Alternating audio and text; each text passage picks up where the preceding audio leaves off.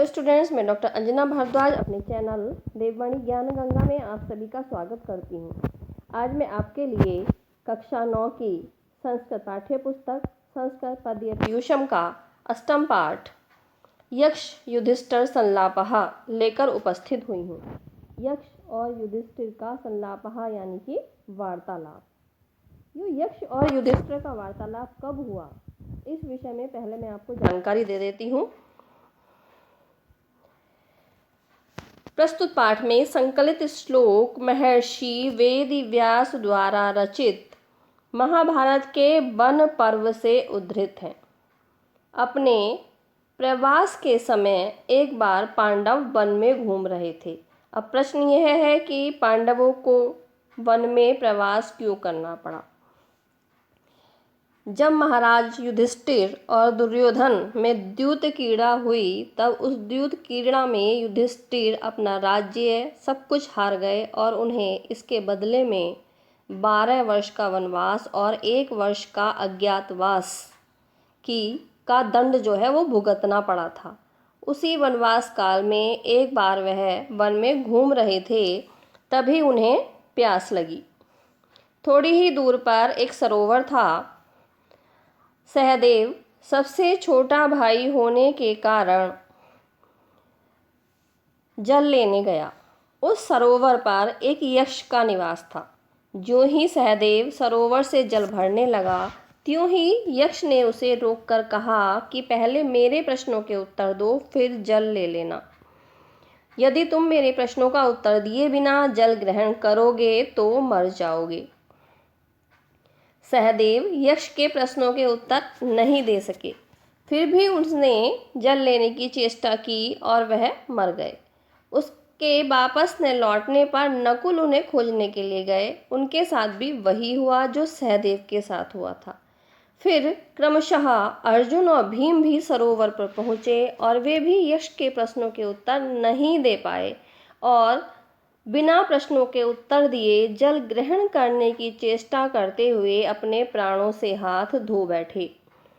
अंत में ज्येष्ठ पांडव युधिष्ठिर सरोवर पर पहुँचे और वे जल लेने लगे। तब उन्हें भी यक्ष ने रोककर अपने प्रश्नों का उत्तर देने का प्रस्ताव रखा और कहा, यदि तुम मेरे प्रश्नों के उत्तर दे दोगे तब तुम जल ग्रहण कर सकते हो। युधिष्ठिर ने यक्ष के प्रस्ताव को स्वीकार कर लिया और उनके द्वारा दिए गए सभी प्रश्नों के उत्तर उन्होंने दिए। अब कौन कौन से प्रश्न पूछे थे वो आगे श्लोक में हम पढ़ेंगे। यक्ष ने पहला प्रश्न पूछा, किं स्विद गुरुतरम भूमे किं स्विद उच्चतरम चेखातः किं स्विद शीघ्रतरम वायुः किं स्विद बहुतरम तृणात्। अर्थात कि कहने का तात्पर्य है कि पहले श्लोक में तो यक्ष द्वारा पूछा गया प्रश्न है और दूसरे श्लोक में युधिष्ठिर द्वारा दिए गए उत्तर हैं। तो यक्ष पहले श्लोक में ये प्रश्न पूछता है, किं स्विद क्या है, गुरुतरम, गुरुतरम यानी कि बड़ा या भारी, भूमि है पृथ्वी से, कि पृथ्वी से भी भारी कौन है। किं स्विद क्या है, उच्चतरम ऊंचा, खात, खात यानी कि आसमान, आकाश से भी ऊंचा कौन है।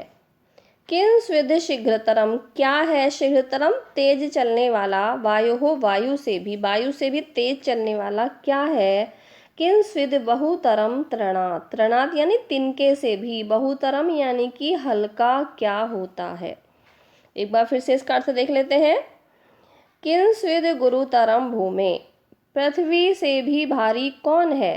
खात यानी कि आसमान, आकाश, आकाश से भी उच्चतरम ऊंचा, किं स्विद क्या है।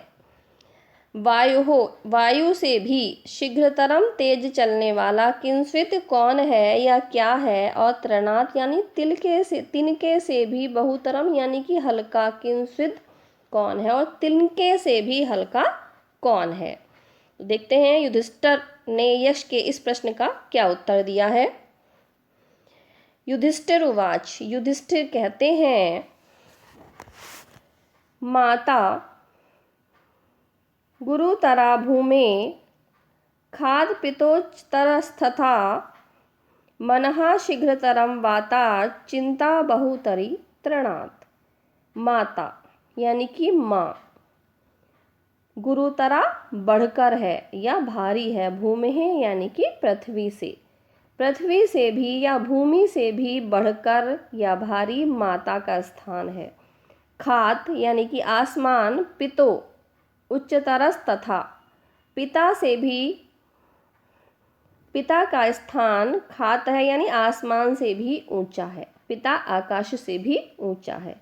मनः मन, शीघ्रतरम वातः मन शीघ्र चलता है, वातः वायु से यानी कि वायु से भी तेज चलने वाला मन है। और तृणात तिनके से भी हल्की, बहुतरा यानी चिंता, और तिनके से भी हल्की चिंता होती है।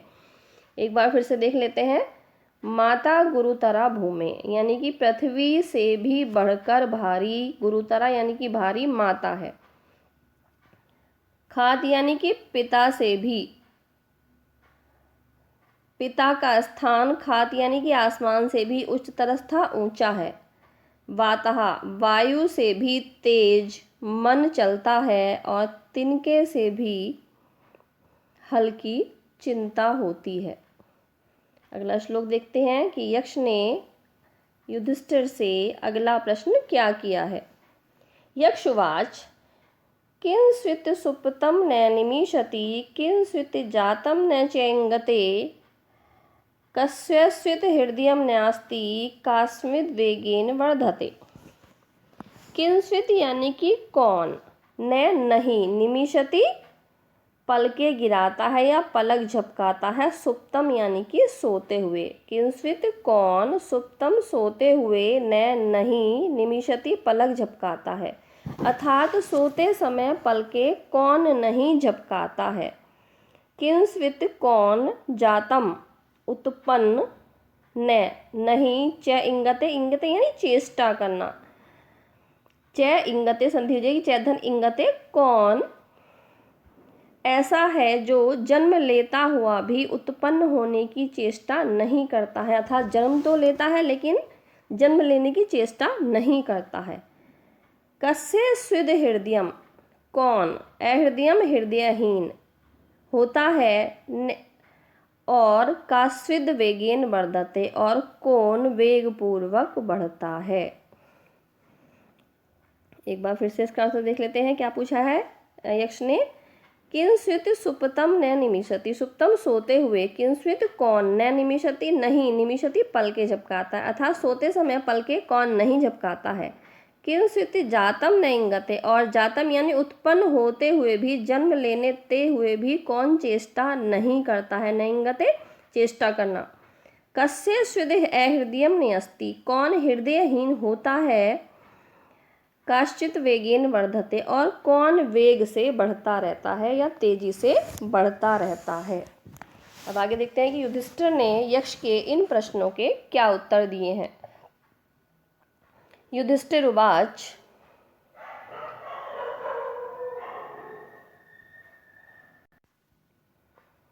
मतस्य सुप्तो न निमिषति,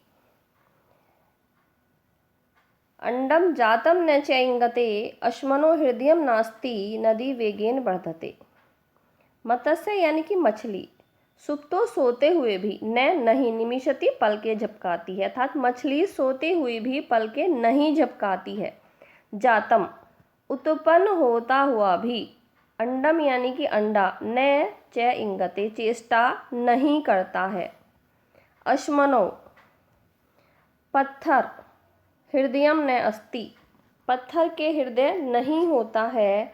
नदी वेगेन वेग से वर्धते बढ़ती है, और नदी वेग से बढ़ती है। इसके बाद यक्ष अपना अगला प्रश्न पूछते हैं। यक्ष उवाच किंस्वित् प्रवसतो मित्रम, किंस्वित् मित्रम गृहे सतः, आतुरस्य च किं मित्रम, किंस्वित् मित्रम मरिष्यति। किंस्वित् कौन है, प्रवसतो विदेश में रहने वाले का, मित्रम यानी कि मित्र, विदेश में रहने वाले का मित्र कौन है? किंस्वित कौन है मित्रम? मित्र गृहे सतः, घर में सतः रहने वाले का, और घर में रहने वाले का मित्र कौन है? आतुरस्य च किम मित्रम? आतुरस्य यानी कि रोगी की क्या मित्र है, और रोगी का मित्र कौन है? मरिष्यतः, और मरते हुए व्यक्ति का किंस्वित मित्रम? मित्र किंस्वित कौन है? मरते हुए व्यक्ति का मित्र कौन है? प्रवसतो मित्रम किंस्वित, विदेश में रहने वाले का मित्र कौन है? गृहे, घर में सतः रहने वाले का किंस्वित मित्रम, मित्र कौन है? आतुरस्य च किम मित्रम, और रोगी का मित्र कौन है? और मरिष्यतः किंस्वित मित्रम, और मरते हुए व्यक्ति का मित्र कौन होता है? युधिष्ठिर उवाच, युधिष्ठिर उत्तर देते हैं, विद्या प्रवसतो मित्रम भार्या मित्रम गृहे सतः आतुरस्य विषग मित्रम दानम मित्रम वरिष्यतः।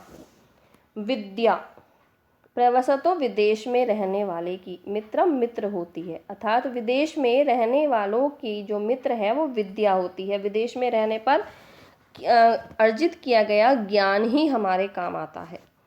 गृहे, घर में सतः रहने वाले की जो मित्र है वो भार्या यानी कि पत्नी होती है। घर में जो व्यक्ति रहता है, पत्नी से अच्छा मित्र उसका और कोई नहीं हो सकता। आतुरस्य यानी जो रोगी होता है, भिषंग यानी कि वैद्य मित्रम, मित्र होता है। रोगी का मित्र वैद्य होता है, क्योंकि वैद्य को ही रोगी की दवा देनी होती है, रोगी की दवाई करनी होती है। और मरते हुए व्यक्ति का जो मित्र है वो सबसे अच्छा मित्र जो है वो उसके द्वारा दिया हुआ दान ही होता है, क्योंकि सांसारिक भौतिक वस्तुएं मरने पर हमारे साथ नहीं जाती हैं, बल्कि हमारे द्वारा किए गए अच्छे पुण्य, हमारे द्वारा किया गया दान ही हमारे साथ जाता है। यक्षवाच, यक्ष ने अगला प्रश्न पूछा, धन्यानाम उत्तमम किंस्वित धनानाम स्यात् किम उत्तमम लाभान उत्तमम कित स्यात् सुखानाम स्यात् किम उत्तमम। धान्यानाम, धान्यों में, उत्तम किंस्वित क्या है, अर्थात अनाजों में क्या चीज उत्तम है। किंस्वित धनानाम, धनानाम यानी कि धनों में, स्यात् किम उत्तम, स्यात् है किम क्या, उत्तमम उत्तम, धन में क्या उत्तम है। देखिए दो शब्द एक जैसे हैं, धन्यानाम और धनानाम, तो इन दोनों के अर्थ आपके अलग अलग होंगे। धन्यानाम यानी कि धान्यों में, किम उत्तमम क्या उत्तम है। धनानाम स्यात् किम उत्तमम, और धनों में उत्तम क्या है। लाभानाम उत्तमम किम, लाभानाम लाभों में उत्तम क्या है। सुखानाम स्यात् किम उत्तमम, और सुखों में उत्तम क्या होता है।